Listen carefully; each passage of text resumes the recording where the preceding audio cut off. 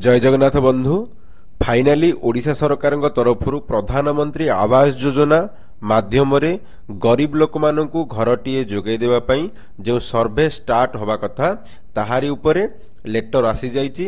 Survey आरंभ तारीख मध्य घोषणा कर दिया जाइछि। आसंता जानुआरी 22 तारीख ठारू ओडिशार समस्त जिले में सर्भे आरंभ हेबाकु जाउछि, जहा आज विधिवत भाव में ओडिशा सरकार द्वारा घोषणा करा जाइछि। जदि आम ओडिशा सरकार तरफ आसीथिबा लेटर उपरे नजर पकाइबा, देखंतु बंधु ओडिशा सरकार पंचायत राज और पानीय जल विभाग तरफ जो लेटर आसीची देखंतु आमर commencement of new PMAYG survey across the state from 22 January 2025।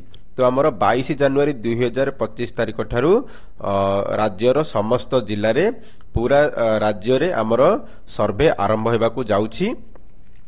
देखंतु आवास प्लस मोबाइल ऐप जो 2018 मसीह जो आमर लास्ट टाइम सर्भे करा जाइथिला, जेते भी आमर गरीब हिताधिकारी माने गरीब लोक माने गरीब परिवारी माने वंचित हो जाइथिले से मानकू आड करिबा पई सेमानकु सर्भे रे निज नाम को जोड़िबा पई वर्तमान 22 तारीख ठारू सर्भे आरंभ हेबो, जहा कि 31 मार्च 2025 तारीख पर्यंत चलिबो।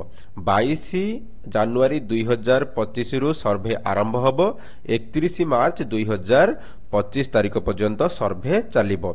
दीर्घ 2 मासरु अधिका समय वर्तमान ओडिसा रे PMAYG सर्भे चलिबो, जहाँकि आवास प्लस एप्लिकेशन माध्यम रे सर्भे करा जिवो। एहा हमें पूर्व भिडियो कही आपण माने संपूर्ण रूप से जानी सारे जे क्यों भली भाव में सर्भे हम, खाली आमर डेट अनाउंसमेंट होबार थिला, जहाँकि सरकार द्वारा आज घोषणा कर दि जाइछि।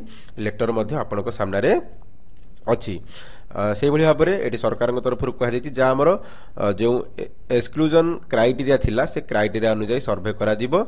जो माने सर्भे अनुसार योग्य होबे, आमर जो क्राइटेरिया अनुसार जो माने योग्य से माने सर्भे रे निज ना को जोड़िबे, किंबा जो माने अयोग्य से माने निज ना को न जोड़िया पई मध्य सरकार तरफ स्ट्रिक्टली कुहा जाइछि। जहाँ कि एसओपी मध्य जो सरकार तरफ एसओपी आसीथिला जे केउ परिवार माने योग्य होबे केउ परिवार माने अयोग्य होबे ताकू मध्य आपण माने पढ़ी परिबे एवं 22 तारीख रु सर्भे रे निज नाम को जोड़ी पारिबे। देखो बंधु आमर ए सर्भे पई मध्य सरकार तरफ कहा जाइछि जे IEC एक्टिविटी जो आमर रहिला मध्य करा जिवो, जेमिति कि माइक अनाउंसमेंट हबो पंचायत रे, होर्डिंग हो बैनर हो डिस्प्ले करा जाई आपनकू जणिया दिया जिवो जे 22 तारीख रु सर्भे होउची। आमे मध्य वीडियो माध्यम रे आपण मानकू जणै देलु, पूर्वरु मध्य कहितलु जेबे भी डेट अनाउंसमेंट हबो आमे वीडियो माध्यम रे आपण मानकू जणै देबु। से भली भाव रे सरकार तरफ कह जे समस्त लोक माने ओडिशार समस्त जनसाधारण जो भली भाव में जानीपर जे केबे ठारू सर्भे आरंभ हैला एवं केउ तारीख पर्यंत सर्भे चलिबो, जेमिति समस्त जनसाधारण समस्त गरीब परिवार जानीपर से माइक अनाउंसमेंट प्रत्येक ग्राम पंचायत रे करा जिवो ए न्यू सर्भे विषय रे। ता सहित होर्डिंग बैनर पंचायत रे आपनकू देखिया जिवो जे सर्भे स्टार्ट होउछि बोली आपण माने जानी परिबे।